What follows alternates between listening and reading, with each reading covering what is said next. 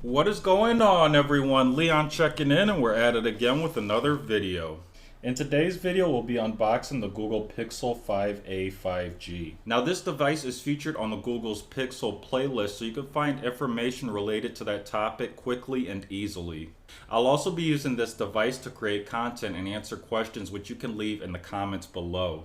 Now, today's video was filmed with the Pixel 5 in 2XL and edited on the Google Pixelbook Go using the PowerDirector app from the Google Playstore. This allows us to put all the devices we review through real-world usage so you can see real-world results. As always, we only feature products or services I buy, use, or am interested in. That being said, this Pixel 5a 5G is a gift from Google, and I'm excited to share it as a member of Team Pixel. For the moment, you can find cases and screen protectors for the 5a 5G at the Amazon storefront, link in the description below. I'll be looking to add the 5a 5G to the Amazon storefront when it becomes available. Don't have time to watch the whole video? We're now a podcast you can find on multiple platforms by searching for Pixels Cracked. And if you are listening to this on a podcast, you can find the more detailed video and YouTube channel by searching for Pixels Cracked as well. All things said, let's go ahead and get into it. First, we have the price, and the 5a 5G comes in at $449. This is $50 less than the previous generation 4a 5G and $250 less than the Pixel 5. This makes the 5a 5G a well-balanced device because of the features it provides at this price point. That being said, the 5a 5G sits somewhere between the 4a 5G and 5 as it borrows many features from the 5, excludes some to cut cost, and even outperforms it in some low-key ways. So let's talk more about it. So first we have the unboxing, and we have these two tabs here, and we're just going to pick up on one of them. And then we're going to slowly peel it.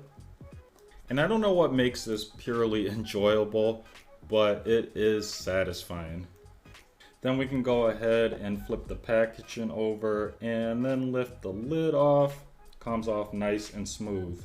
So first we have the 5a 5G in mostly black, the only color option for this device. But this color option is interesting because depending on how you hold the device, it can look mostly green, or if we tilt it, it could look more black. Now, I think this was done intentionally by Google to emphasize the value of the 5a 5G. You're getting a lot of features packed into this phone at an attractive price, so why not include a color option that acts as a 2-for-1 deal? Whether you call it mostly green or mostly black, you're getting a 2-for-1 deal here. And this, after all, may be an Easter egg included by Google. Now, removing the phone from the box is easily done by pulling up on the tab. Next, we'll have this card, which includes the SIM tool. We can also lift this card out of the box by pulling up on the tab, and that allows us to access the Quick Start Guide. Then we have the 18-watt USB-C adapter, which is a good spec because it allows fast charging of the 5a 5G. Now, this may be one of the last phones to come with a power adapter, so you're going to want to make sure you hold on to this. And underneath this, we have the quick switch adapter as well. Underneath the quick switch adapter is the USB-C to USB-C 2.0 cable. Now, this cable isn't only useful for charging your device, it also allows you to transfer data from your previous phone during setup. Next, we have size and material. The Pixel 5a 5G ships with the largest display of any Pixel device, measuring 6.3 inches diagonally, best in not only the 4a 5G, but the Pixel 5 as well.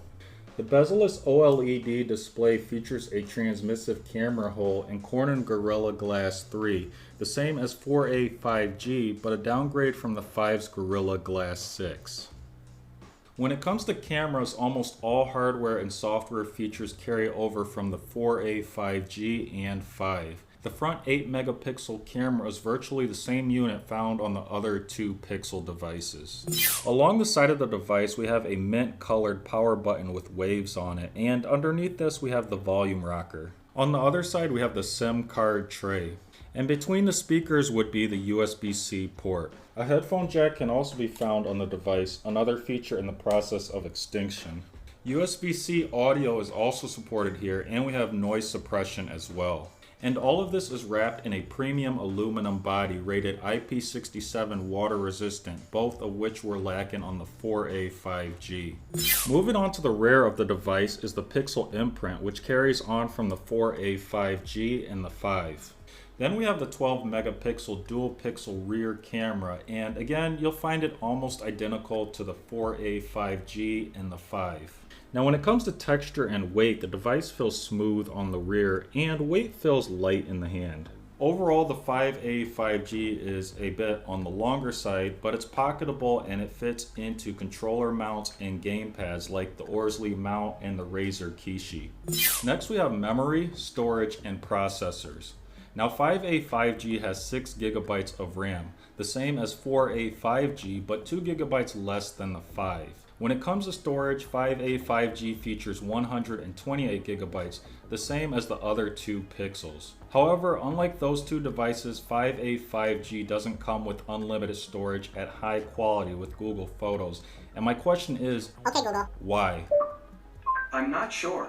Now just like the cameras, the 5A 5G carries over the Snapdragon 760 5G from the 4A 5G and 5. For me, performance on the Pixel 5 has worked overall well with some occasional hiccups, so we might be able to expect about the same performance or slightly less. And finally we have the battery, and just like the display size, the 5A 5G beats any previous Pixel here. Coming in at 4,680 milliamp hours, it's rated for all-day performance with a max of 2 days per charge. Now 2-day performance is most likely helped with Google's adaptive battery and extreme battery saver software. Based on my experience with the Pixel 5, these features work very well, although extreme battery saver essentially turns your phone into just a phone. Now, although the 5A 5G excludes wireless charging, it does support 18-watt quick charge via cable, which is pleasing. In my opinion, the lack of wireless charging isn't a huge inconvenience here because of likely good battery and charging performance and the fact that it cuts down the price on this device. Just like 4A 5G, battery share is another feature missing here, which is available on the 5 and allows you to charge devices on the back of it. Now this feature is certainly revolutionary and nice to have, but not a huge disappointment for me because I never use it. Lastly, we have updates, and the 5A 5G gets 3 years, which is okay, but not impressive. This device, like the 4A 5G and 5, does ship with a Titan M chip for security though. We also see car crash detection featured on the Pixel 5, which can call emergency services in the event that you can't. So who is the 5A 5G for? The 5A 5G is an excellent device for anyone who hasn't upgraded in a while. The features included in this phone create a balanced Pixel at an attractive price. In fact, if you're willing to make a few sacrifices, the 5A 5G is arguably a better deal than the Pixel 5 when considering features and price. In upcoming videos, we'll be installing a Spigen Tough Armor case, starting up the device, and recording a future video. So that is it for today's video. If you enjoyed it and found it useful, please leave a like. If you're watching this on YouTube and have any questions or comments, as always, drop those down below and I'll do my best to answer them. Now, there are 3 ways you could support the channel and podcast.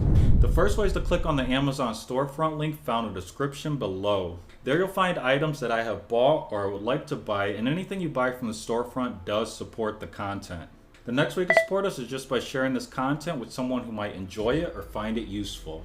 And the last way to show your support is just by clicking the subscribe or follow button. Now, liking and subscribing are important. Those are your ways to vote on whether you like the video or the podcast. Liking and subscribing are also important for new viewers and listeners. If new viewers and listeners see likes and subscribers, they're going to think that the content is helpful, worth watching, and listening to. So that is pretty much it. And until next time, Leon checking out.